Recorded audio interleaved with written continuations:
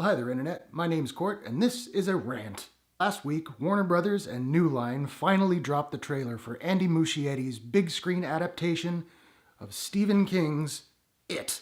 As a massive King fan, I was very excited for this film when it was announced, particularly with True Detective Season 1 director Cary Fukunaga set to pen and helm. That didn't work out, and eventually Mama director Andy Muschietti was brought in to take over. I did a trailer reaction when the trailer was released, and I'll leave a link in the description. But so far, anyway, it looks really good. Now, I wrote an essay about this months ago when we first got a peek at what Mr. Bob Gray, aka Pennywise the Dancing Clown, would look like. And now that we have the trailer, which is being received quite well, I thought it was a good time to revisit my thoughts.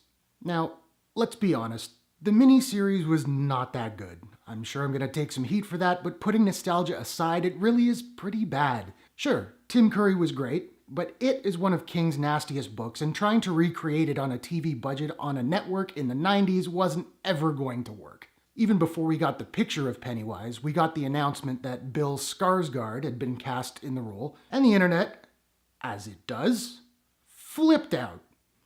So many people hated the fact that they'd cast such a young actor to play an ancient being, and I simply don't understand that logic.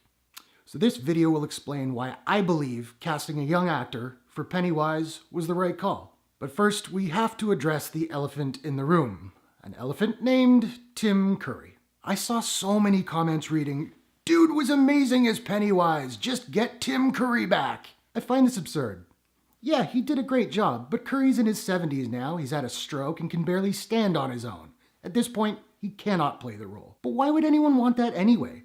At best, the miniseries was Diet It. The miniseries wasn't a great adaptation of the book because the novel is easily one of King's more gruesome work, and while maybe you could get away with a lot of it on TV today, network television 1990? No way in hell. Muschietti and his team are going for a hard R, so why would you want a PG Pennywise? Would you want David Hedison instead of Jeff Goldblum? No. No, you would not. Bill Skarsgård is too young to play Pennywise. This is an argument that I simply don't understand. It is an ancient being. We don't really know how old it is. Well, book readers have an idea, but I don't want to spoil anything. But just know that it is old.